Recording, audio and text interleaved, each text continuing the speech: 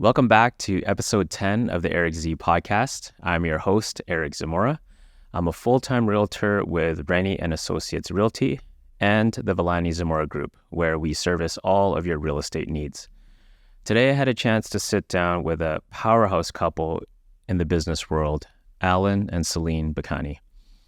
Whether it's their successful team in real estate, Honey Dip Studios, and of course the legendary Lee's Donuts, Allan and Celine not only walk us through the journey of what it's like to start and manage multiple businesses, but also paint us a picture on how the iconic Lee's Donuts story came to fruition. I learned so much from this episode, and I know you will too. Hope you enjoy. So excited today. I'm here to welcome Celine Bacani, multi-business owner, real estate superstar. The list goes on. Thank you so much for being here. Thank you for having me.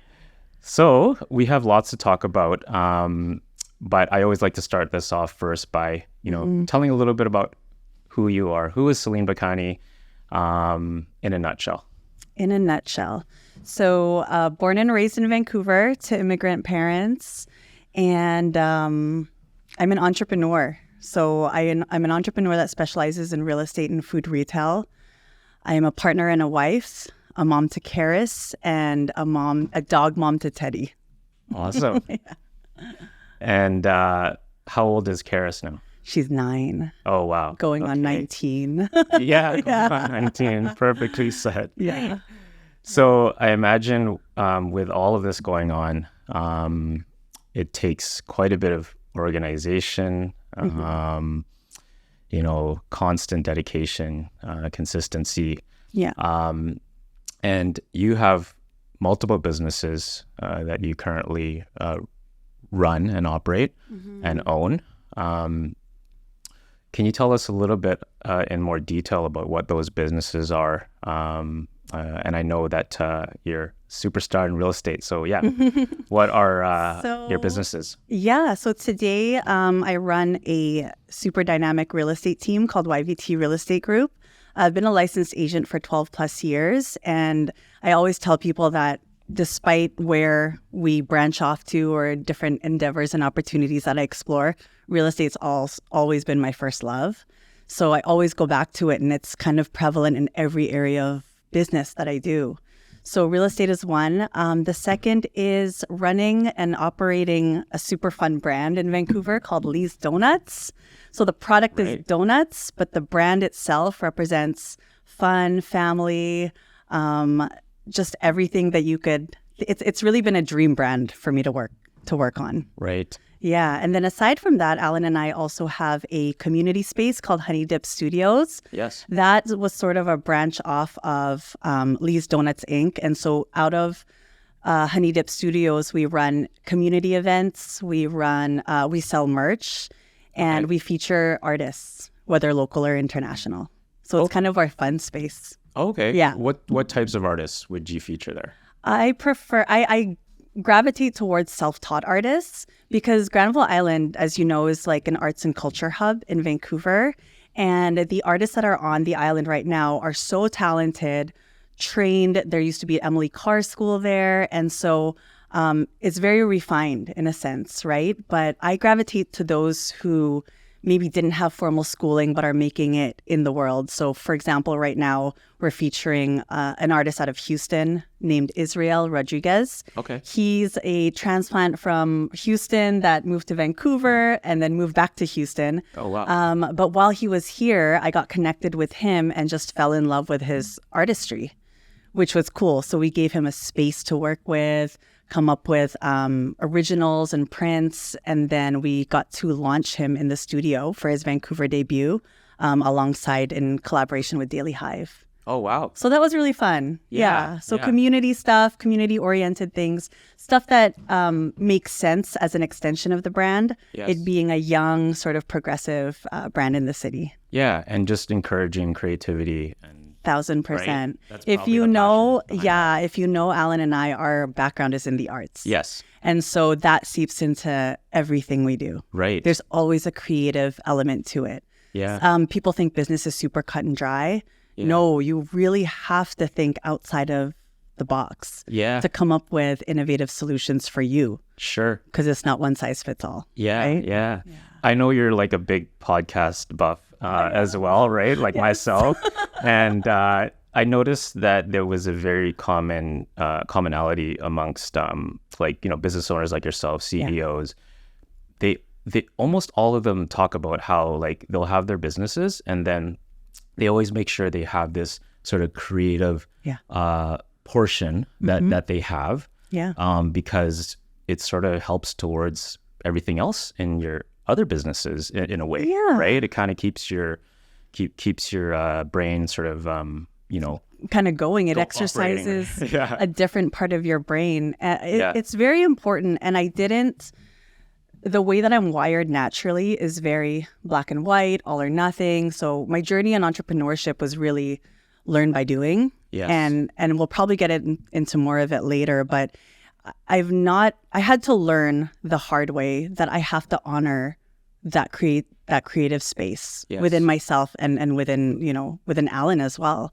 So there are times where it's never going to be perfect, but carving out and striving to carve out that time brings us back to who we are. So it keeps you grounded. Right. So we always strive for that. Right. Yeah. Mm-hmm. Did you always have an entrepreneurial spirit? Would you say? I think so. I'm entrepreneurial by blood. And what I mean when I say that is that like I was the kid that asked my mom to buy all the supplies so I could create a carnival in our backyard or create a puppet show for my family to enjoy. Right. But I was the first one to charge them tickets for it. Oh wow. So you even had you got the business side going already. This is like 6 and I'm like, you got to pay to play. Yeah, exactly. It's no free lunch here. That's right. So I always believed in the value exchange at a very young age. And then on top of that, like my parents introduced me to real estate and the power of leverage at a really young age, which I am forever grateful for them for. Isn't that important? Hey, like it's unreal. It's unreal. And whether it's real estate or business or something outside of the norm of what people expect you raise your kids with kindness, compassion, like all those things, challenging them and explaining to them why you're making certain life moves had an impact on me that I can't even quantify today. Because they say like I hate to always reference people, but like Warren Buffett, for example, he always says, it's not too early to talk about finances when they're young, like even like 5, 6, 7 years old, right? And I was like that really resonated with me, and so I'm doing that with the girls, my daughters, right? And the way I saw it was that like, it doesn't matter if they don't necessarily understand it like fully from like a very conceptual way, but it's still exposing them to it, and they're gonna eventually sort of I guess learn it. It'll internalize. Whether you like it or not, and you don't get to pick what's gonna stick with them. So I'm really interested to see with Karis, like our daughter, what that turns into. Right? Like she's her own person in her own right now. She's got the negotiation skills down. Doesn't take no for an answer. So I'm like, there's definitely threads of it in there. But I'm so excited because she's being raised in an environment that she doesn't really have too much of a choice in. So Allan and I, our responsibility is to make sure that she stays grounded and that we do the best we can to prepare for her for the world with what we know. Right? Exactly. So that in and of itself is, That's awesome. So back to the, starting a business. Right. It's a scary thing. Scary. And I feel like these conversations are great because it allows listeners to hear like what it took to get there, right? So I think like starting a business is one thing, but managing multiple businesses on top of that, wow, right?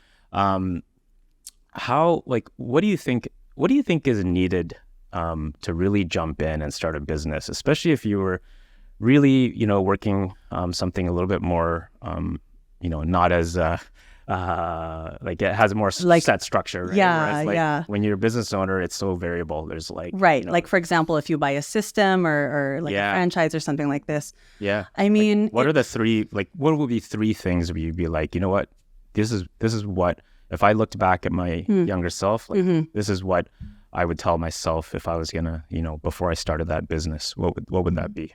okay. I think I'll answer this kind of a little bit backwards, but I'll get to it. Okay. Yeah. I'll start with saying why I love entrepreneurship. Oh, And your there why. Yeah. Is this part of your why, or is this? No, it starts with as Simon Sinek says, it starts with why. So why I love being an entrepreneur. So, so three things. It pushes you into a journey of self-discovery. You get very uncomfortable. You laugh, you cry, you feel like you're going crazy and you want to give up. Yes. So that's that grit part that, that everyone talks about. Yeah.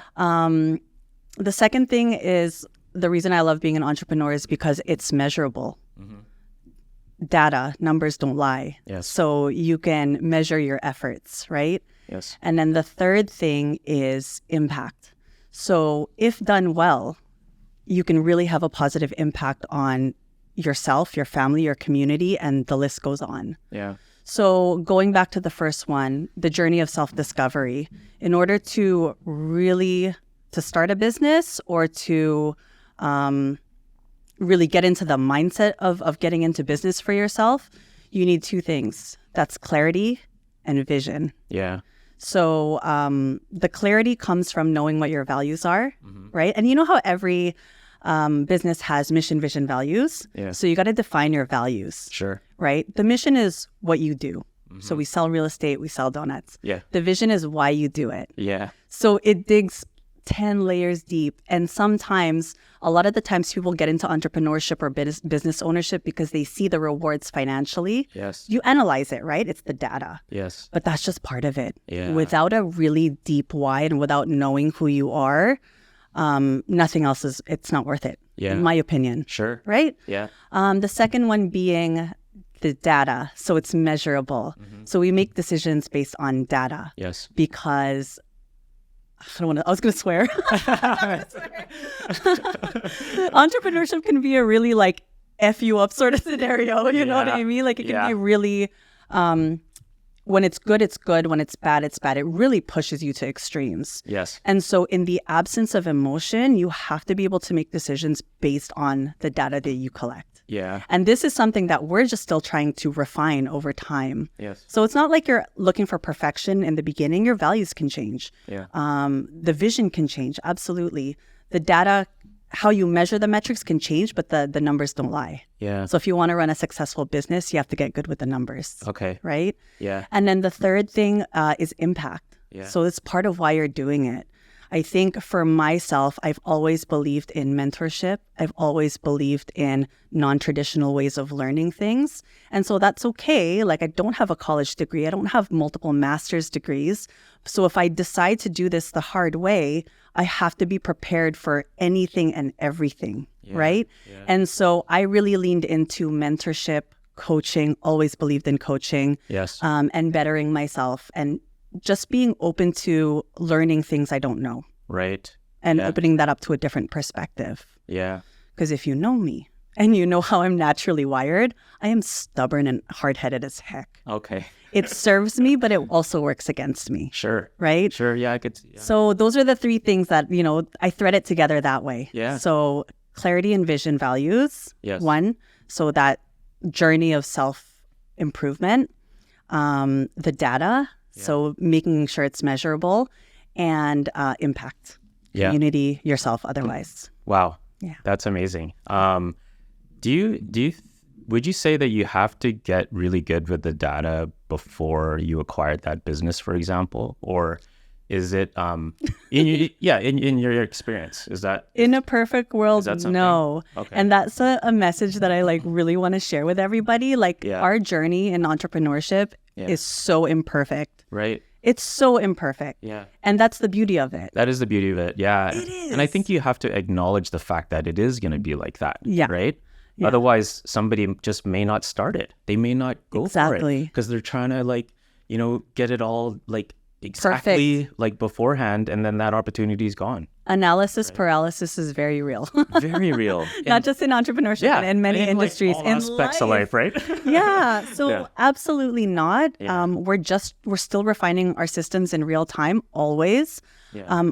Admittedly, I'm not the one, like between Allan and myself, and I make reference to Allan a lot because we're doing this thing as a team, by choice. And he fills in my gaps where I have them, and vice versa. Yeah. So you create this power dynamic that is really sort of unique to you. Yeah. But he's really good with the numbers. Yeah. And I learned from him, even like we're married, right? Like sometimes the conversations are really tough. It's like, make me understand. Sure. Because if I don't understand, then it doesn't help me get us the result that we want, because I'm more, people facing and like sales oriented. So it's like, okay, we need to hit these sales. Let's go. Make me understand why, right? Yes. Yeah. Yeah. Yeah. That's really good that you have, you and Allan have that sort of, it's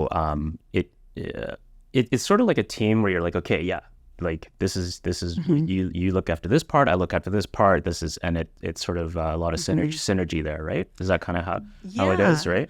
I mean, there was a natural synergy there from the get-go. Yeah. From the time we were dating, we would produce shows together at Granville Island, and that's where we met in the creative field. Okay. So we knew that we could work together. Yeah. But I tell you, like, the way we run our business today versus how we would do things even 6-7 years ago is vastly different. Yes. We've had challenges. We've had communication breakdowns. Yeah. We've had times where we didn't want to talk to each other for days. And it's just, that's as real as it gets. Yeah. So you decide for yourself as a person, what am I willing to tolerate and what am I willing to work on for the bigger vision? Yeah. Right? Yeah. Yeah. It's so real, man. Oh. Like, it's so real. But I love it. I wouldn't trade it for anything. Yeah. Yeah. We're very lucky in that sense. It sounds like that. Yeah. Yeah. Family is one of our main values. Yeah. We agree that none of this is worth it if our family falls apart. Yeah. Yeah. So. Crazy. Period. Yeah.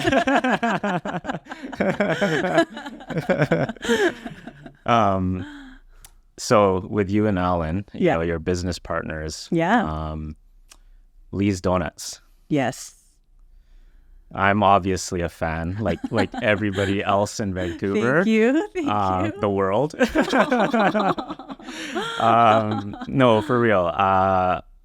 Man, I can't even think how long ago I got my first Lee's donut. It was when I was younger. Yeah.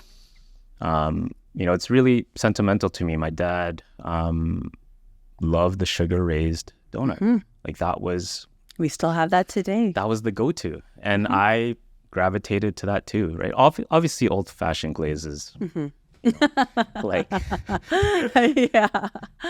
Champ, right? Yeah. But when my dad would always get the sugar-raised, so I would always end up getting it too. And really fond memories of that. Okay. So Allan Lee, Betty Ann Lee, right? Mm-hmm. They were the owners. Original owners, founders. 39 years, 40 years? It's going to be, 39 years that they had it. Okay. Yeah. And then, wow, I passed the torch to you both. Mm-hmm. No pressure. No big deal. Yeah, totally. That was what I was excited to talk about, was how that even came about. And fortunately, Allan is here today. He sure is. He's in the corner there hiding. Dragged by the seat of his pants this morning. Like threatened, like, let's go, you're doing this. Yeah, super grateful he could fit us in, but I'd love for Allan to come over. Yes. And really talk about this story, because the wind beneath my wings. I want to hear it from both of you. All right, cool. Welcome. What's up, buddy? Allan Bacani in the house. How's it going, Eric? Oh yeah, let's put it like between this? both of you. Yeah. Okay. So I've heard this story directly from you both, but I want to hear it all. I want to hear all the details. on how this came about, and it's a really special story. Like, can't wait. So yeah, how did it come about? You want me to start? You can start. You may start. So as you know, I work for my dad's shop as well, right? I was a butcher there. Shout out Armando's Meats. Yes. Shout out Armando's Meats. The best. Anyways, it was a slow day in September 2017, and like anybody with entrepreneurial spirit, I was always looking for opportunities online. So I was that particular evening, I was on businessesforsale.com. Okay. And I looked at bakeries because at that time in my head, I wanted to get into a business that involved mixing water with something, because the margins are really good when you mix water with something and you create a product to sell. Sure. So I knew that bakeries were kind of on my radar.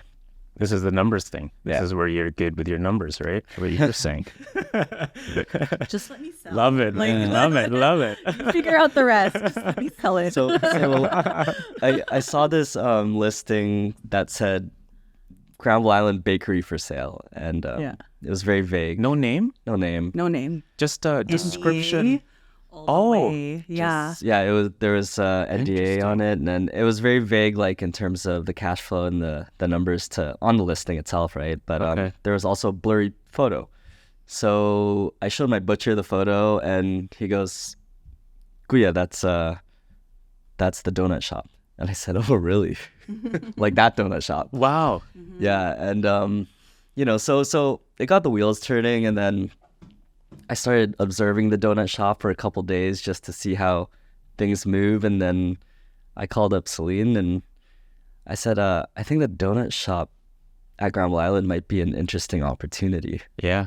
Yeah, so almost immediately, like, just because I had a relationship with the landlords already, I sent them a message. I said, "Hey, can you give me the foot traffic statistics Yeah. on this particular corridor?" I knew they had it.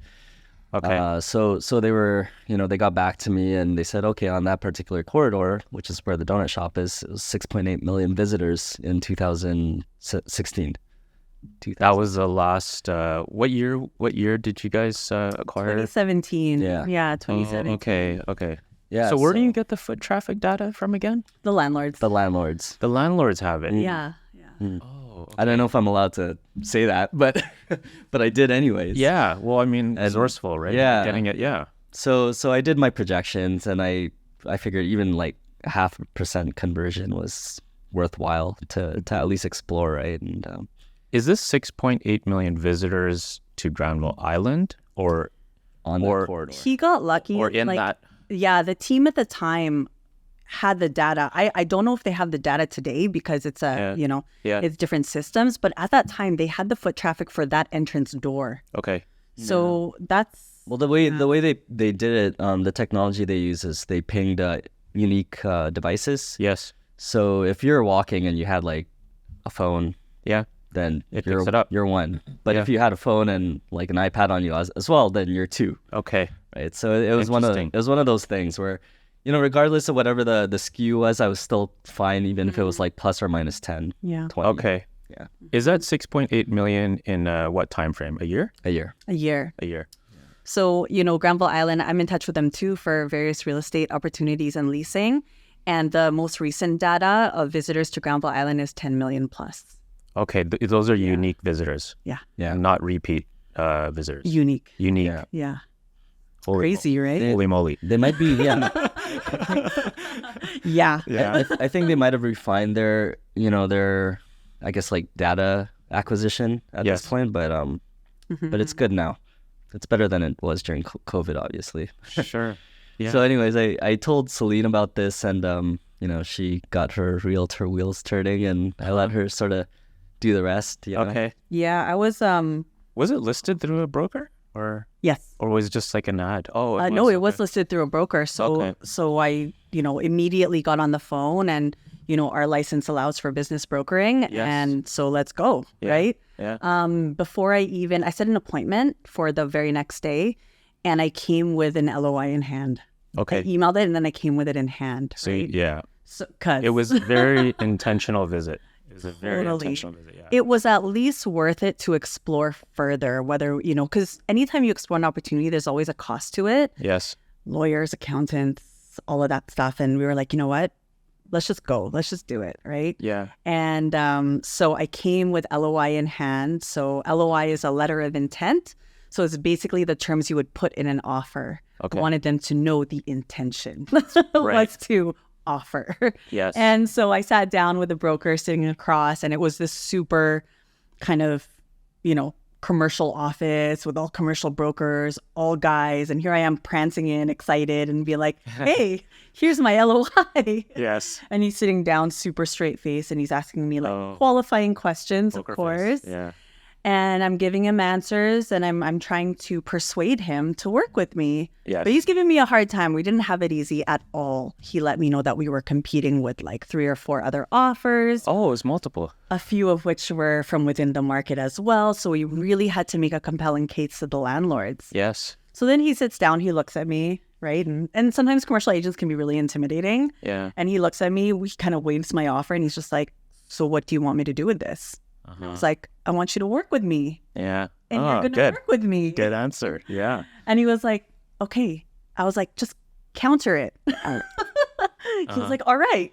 So I walked out of the office. I'm sweating. I was playing it cool, but I'm sweating. I'm like, please reply to me. Oh, I love that. And the rest is kind of history. Yeah. We got it. We made our case, did our business plan, did the numbers. Yeah. And yeah. in November, it was awarded to us.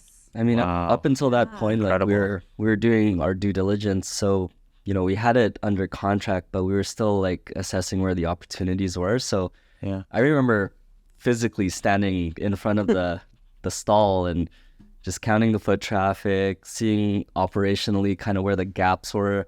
I noticed at the time they sold more things than just donuts. They had crepes, muffins, and Oh, yeah. if somebody ordered a crepe, then somebody from the front counter would have to leave and then spend 10 minutes making the crepe just to turn over a $10 sale, right? And I said, Yeah. oh, that's interesting, Yeah. Wow. And then I also even remember as a customer, if I wanted a hot honey dip, I would most likely have to come back in an hour and a half because they didn't always have them. It was kind of a unicorn product to get at the time. And, I always Yeah. thought well, if this is their best product, it should always be available. Yeah. We like to call the franchise player a Yeah. hot honey dip. Yeah.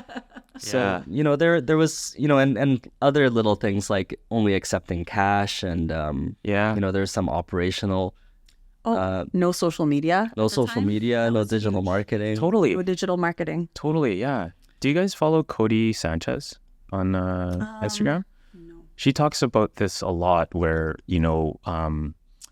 you're seeing this business, it's iconic, but it's still using fax machine. It's still so there's so many opportunities to really enhance the business and the service and the and the products, the systems and all that, right? Totally. So that's kind of that's why I'm such a fan of this story, because I totally saw I totally followed Where it along. was, I followed along yeah. on what you were doing for the company, and man, it's just really well done. So Thank well you. executed. Yeah. Well, I think a lot of the energy behind that was because, I was exposed to my dad's business for so long, right? So I knew what it was like to live in a business that had dated processes and maybe, it was run a certain way, but it was run that way for almost decades, Yeah. right? Yeah, So yeah. Very mom and pop. Yeah, very mom and pop, yeah. and it was maybe that was okay for them. I don't know. It works. Right? Today, Yeah, his dad's business is still run that way. Yeah, right. Highly successful. And maybe wasn't interested in going to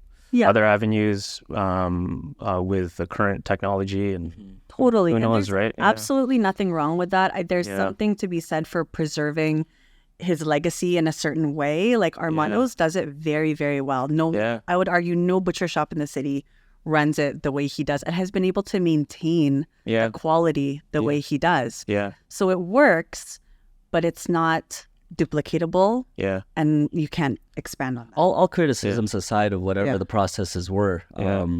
I just wanted something for myself. Yeah. I wanted to run it our way. Yeah. Yeah. And that was the main factor behind all of this, right? Because the endorsement that my dad gave me, of course, he would have loved for me to jump into the family business and continue it, but he still he's youthful. He's a youthful dude. He's a hardworking dude, and I don't think he's gonna stop working, right? So it was one of those things where, you know, I wanted to respect his space as well. Like, this is your shop, you know. I don't want to make you uncomfortable, especially during the final years of whatever, right? And but in my head also, I also knew how I wanted to run a business.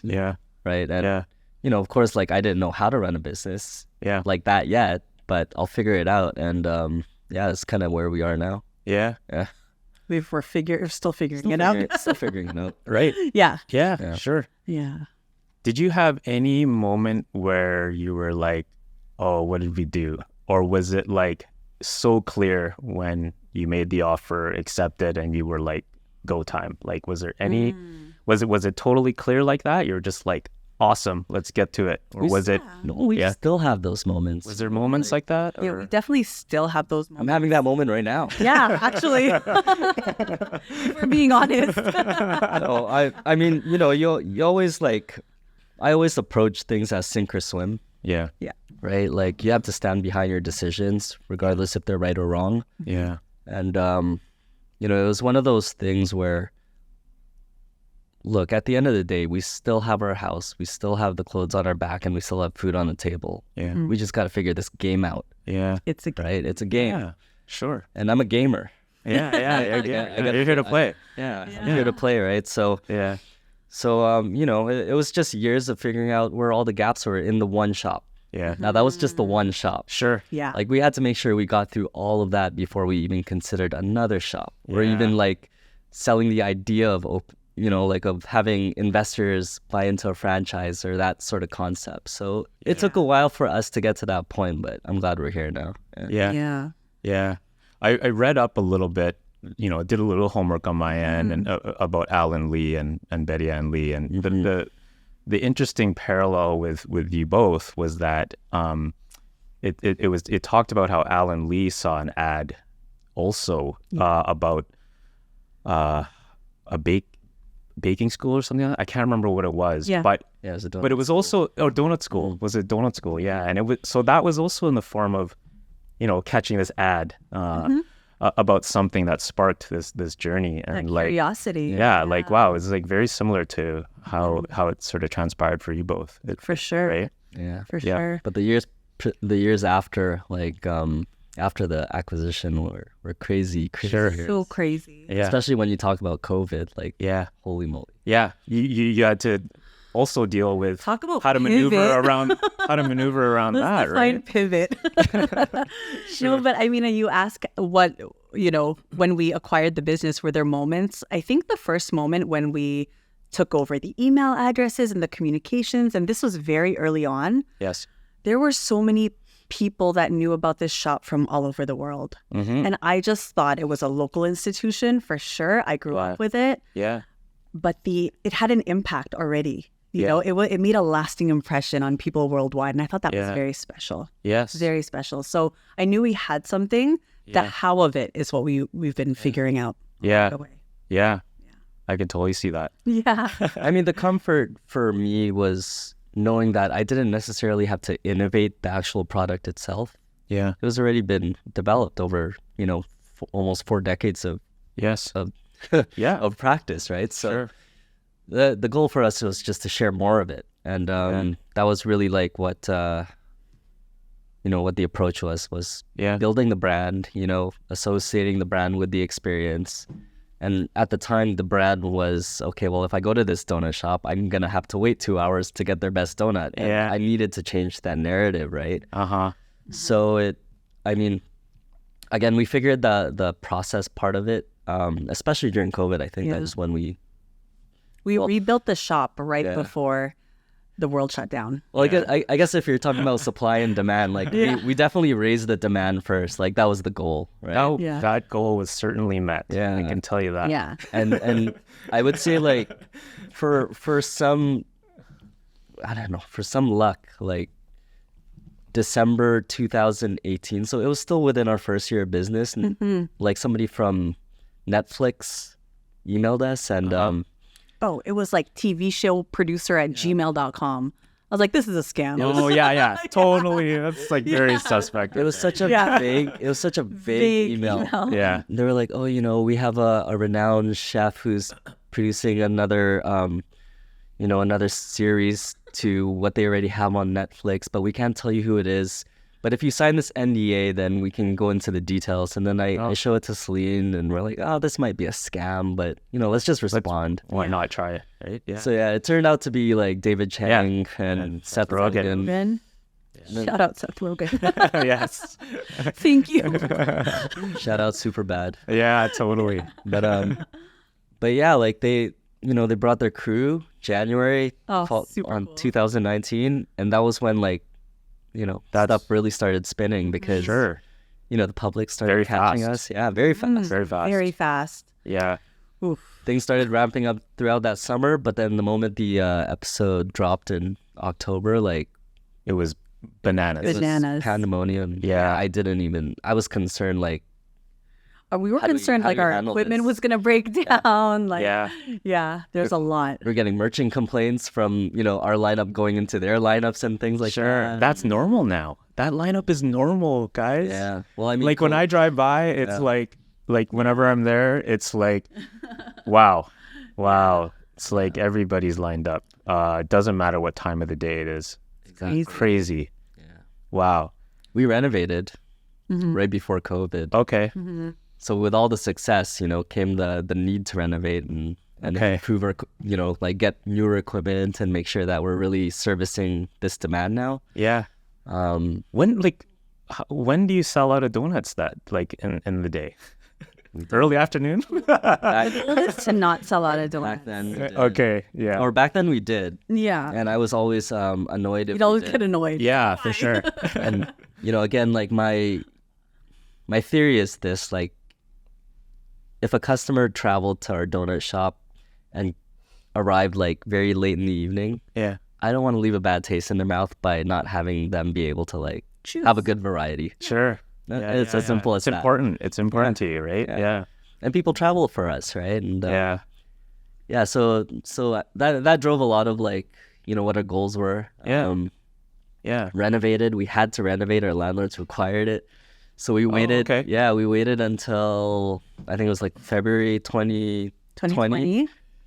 That was when it started, the full gut and rebuild. We had already engaged like the architect and the contractor at that point. Yeah. Okay. Things were signed, deposits were paid. So that was more from a functionality standpoint that they required you, right? Because to service the demand. Is that correct? Well, Why they needed it? They didn't pose that problem to us. It was just more a requirement for us to upgrade the space in general. Oh, It okay. was part of our lease, Yeah. actually. Oh, okay. Yeah, Okay. because it was the same space in 79. Yeah. Totally. Like literally. Yeah. Yeah. Every square inch. So we started renovating, and then COVID happened. Yeah. And then I think the project completed like mid-March, Mid-March. just as everybody was closing down. Yeah. Yeah. Okay. So that was devastating. Sure. I That mean, must have been obviously, a bit world confusing was- time. Yeah. We walked into our beautiful store. It was beautiful. Like, because after a renovation, you feel like it's really yours, right? Like Yeah. you inherited and you took something on. Yes. But when you put your own money back into it, it's like, oh, this is it. This is like when you renovate a house. Yeah. This is a new beginning, a new chapter. Yeah. And the fact that we couldn't open Yeah. and share it with everybody was like Just depressing. Yeah. devastating. I was crying in have that to- shop. Yeah. Yeah. Oh man. Yeah, I could see how that could be difficult. I mean, you just poured your soul into like, And money. renovating it. Yeah.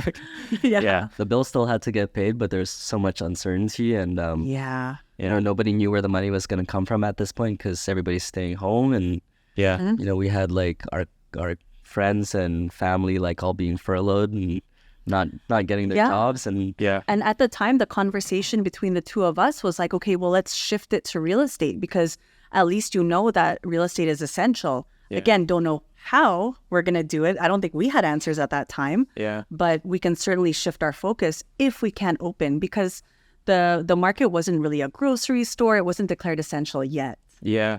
Yeah. Yeah. That's so, true. So those were the kinds of conversations we were having and how are we going to take care of our people? Yeah. Like, full-timers and part-timers and Yeah. So a couple of weeks straight of just playing video games went by, and then I I was talking to my cousin and another couple buddies of mine, and I said, and this is while we're playing Call of Duty. Yeah. I said, well, want to just make some donuts just for kicks? Like turn the equipment on. Let's turn it on. Let's that. make it work. Right? Yeah. And it was with no intention to open the doors. Yeah. Like we were like, let's just make donuts and let's give them away to the hospital or something. Okay. You know? Yeah. And then that turned into the campaign called High Five for the Front Line, where we would accept donations from the public to make donuts and to provide to the healthcare workers. Oh, cool. Yeah. And that flew. It flew. Yeah. And Was that during COVID? it was. It was. So like we would make donuts all great idea. day. We would make donuts all day, and then we'd package them and then drive them to different hospitals. And we know a lot of people in healthcare, so it wasn't hard to find a way to safely drop these off. We'll meet in the parking lot, Children's Hospital, Lionsgate, like everywhere. And it became something that was outside of ourselves that kept us busy and helped with morale because it was so uncertain. Making an impact portion. Community, for sure. Well, then fast forward a week later, Granville Island was declared essential. Oh, okay. Grocery. But they left it up to the tenants. They were like, if you feel good to open, open, and then like let us know what your protocols are. Okay. It's okay. Yeah. Damn right, we're gonna open. Well, it was not gonna lie. It was awkward because during those early days of COVID, whatever you say or not say, it'll be scrutinized, and whatever you do or not do, it'll be scrutinized, right? So It's just us, right? Like, yeah. we're just trying to like survive and give people their jobs back. Yeah. So there was a lot of I think like discussion. April 7th, we got in like we normally do to make donuts for the hospitals, but this time with the intention to open the doors to the public. Yeah. 9 o'clock hit, we opened the curtain and line up. Wow. It was a lineup. I was crying. Yeah. The tears came back again. The good tears. I was crying.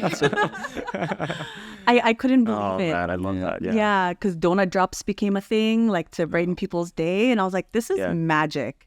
This is crazy. Yeah. We have something special. This is now beyond. This is beyond donuts. This is beyond, Yeah. So, it's things like that push you into figuring out what your values are. What is your vision? What is the purpose? Yeah.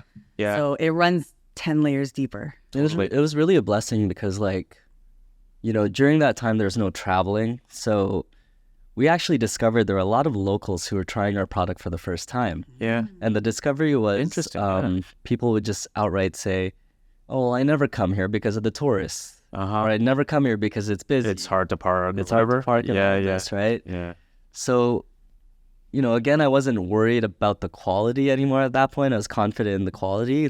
I just cared that we had the opportunity to make a good first impression again to our local scene. Yeah. Yeah. And getting it to the people. Yeah. Getting it to give the right? people their donuts. That's what it is. That's the mission. Yeah. Yeah. So we figured it out. Yeah. So now it's like going to like next level now. You're doing the franchising now. We're expanding. So how would even somebody begin to even explore that part if you wanted to go start doing the franchise route? Like how does that part even work for some business owner listening right now if they're considering doing that? What was involved in that?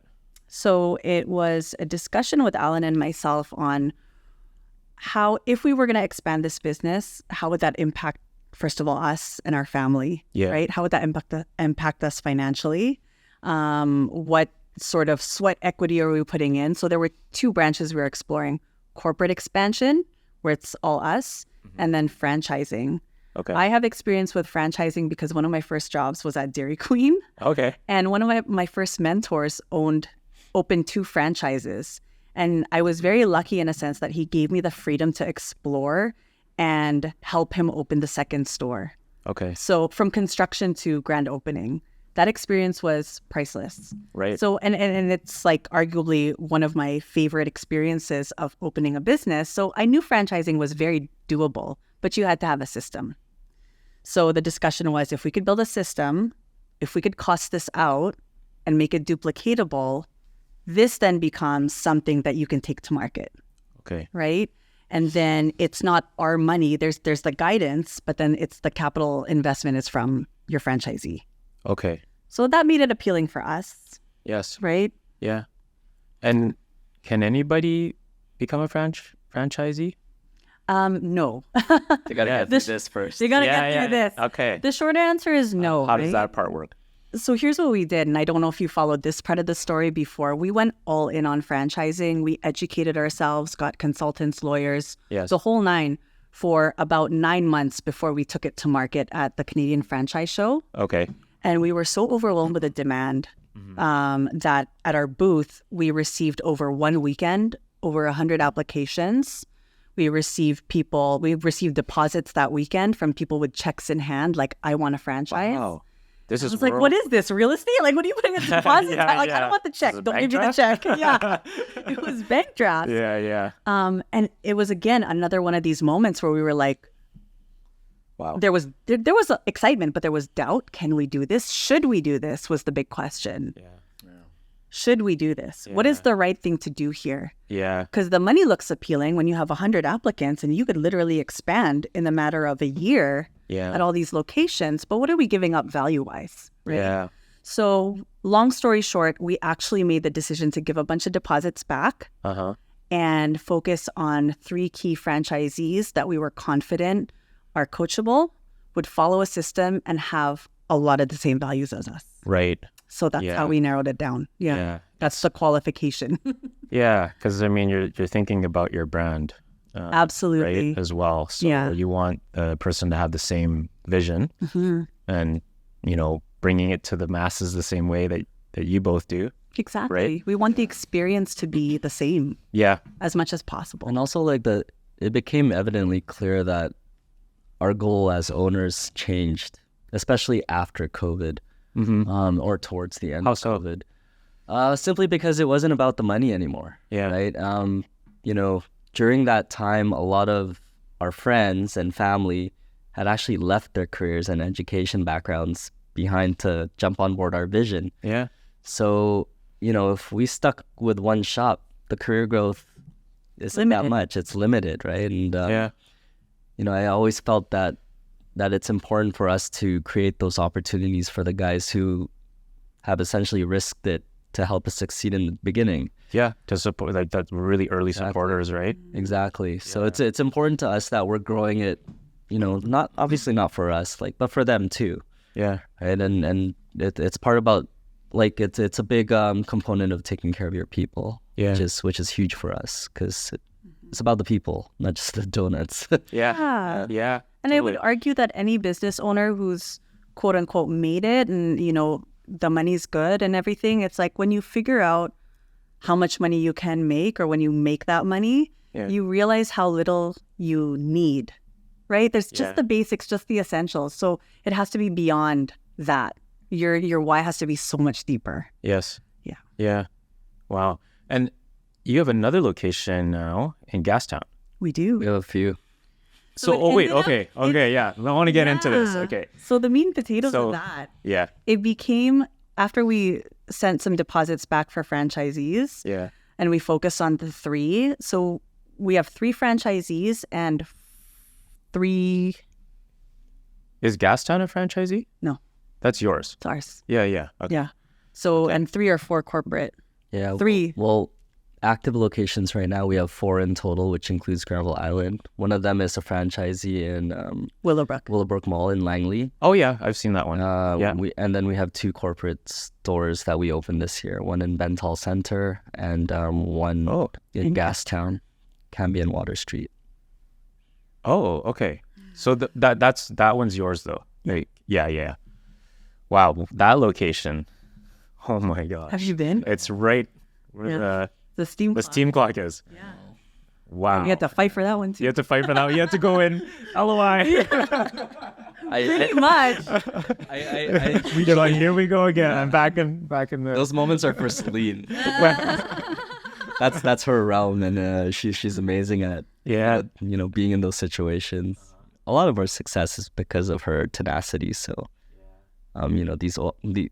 whatever opportunities we capitalized on. Wouldn't have been opportunities without her behind it. So Yeah. Was that a tough one to get, that location? It was. yeah. Yeah. I mean, by this point, I had established, a decent amount of relationships in real estate, both commercial and residential. Yeah. So I was a little bit more confident and more comfortable doing it. Plus, with Lee's as the brand, Yeah. it's like, okay, I feel better about doing this.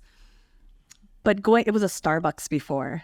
Yes. I remember. And then knowing that you're competing against all of these other big box coffee shops too, or local coffee shops that have way more locations than you, and that, on paper look financially more sound than you. And it's like, if I was a landlord, Yeah. but, we wrote the letter, we made the case, we put in a compelling offer, and, Yeah. it got awarded to us in March. Wow. Again, fully banking on ourselves at this point. Totally. Yeah. Like Totally. we don't have investors. Yeah. This is the team. Yeah. Like this is the boardroom. Yeah. We could we could make a decision for the company right now. Yeah. Totally.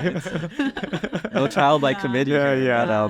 Yeah. Right on. But it's one of those like You bank on yourself. That's the biggest, they've been like we still go through those David and Goliath moments where in the grand scheme of things, sure on the surface it might look like sure we have 4 locations, that's great and everything. Yeah. But there's a lot of heavy competition out there. Sure. yeah. Heavy competition, and everybody wants a piece at the bit. Yeah. So, Yeah. Was there also, sorry to nerd out on this again, but was there also foot traffic data for the Gastown steam clock? Like So around we there? did our did Was there- we did it ourselves. You did it yourselves? If it wasn't of course you us, did. we would assign team members to just be like, hey, park outside of there for 3 hours, and every 15 minutes clock it in. Yeah. And we did that on rotation during our due diligence period. months. Okay. Months. How long? How long do you think you did that study? Oh, Probably did it. We did it majority in January and February, Okay. and periodically throughout the weeks. Yeah. And then after a while, we just got a good snapshot of what January would look like, and knowing like the seasonal, the seasonal push and pullbacks, I could apply something Can I- similar to that. Can I take a stab at this in terms of the angle on that? Is it? Did you study January and February because you knew like the summer months there's going to be high traffic there, so you wanted to see what the lower traffic would be? Is it lower in January? It like is. In the winter? It is, and it's just by default though. by right? default. By It became default. available in January, so we had to do the test. Got it. data. Okay, so you were sort of on that timeline that you had to. Even if that opportunity had only been available during the summer months, we could still apply the same sort of Yeah. effort. Yeah. Yeah, I see. Wow. So, what's next for Lee's Donuts? Is there anything internationally outside that are possibly? Can you talk about that even? Yeah. Okay, I like that. I mean, listen, it's exciting for sure. Yeah. We're definitely looking forward to what's just ahead of us for this year, which is opening of 3 other locations. Yeah. And then, after that, there's definitely plans for expansion within Canada first. Within Canada. Okay, so like maybe Toronto, those cities. Don't you think we do well there, Toronto? You're asking me? No brainer. That density is like, No wow, it's brainer. like screaming. Yeah. Yeah. But Okay. it's not often, a couple Filipino kids get the chance to grow a brand nationally, and Yeah. I think we're pretty blessed with the opportunities and the support. So Yeah. Mm-hmm. Yeah. might as well. YOLO. Might as well. Hey, totally. Go after it. Yeah. Exactly. Anyways, I just wanted to say thank you so much. I honestly, I've been following everything the both of you have been doing. I mean that, genuinely, and it's I'm a aspiring entrepreneur, and it's I love sharing these stories because it just makes us all grow, right? But yeah, anyways, honestly, I'm a big fan. And I was so excited that you guys could come join me. So thank you so much. Awesome. Thank you for having us. Yeah. Appreciate it. Congratulations. Thanks, man.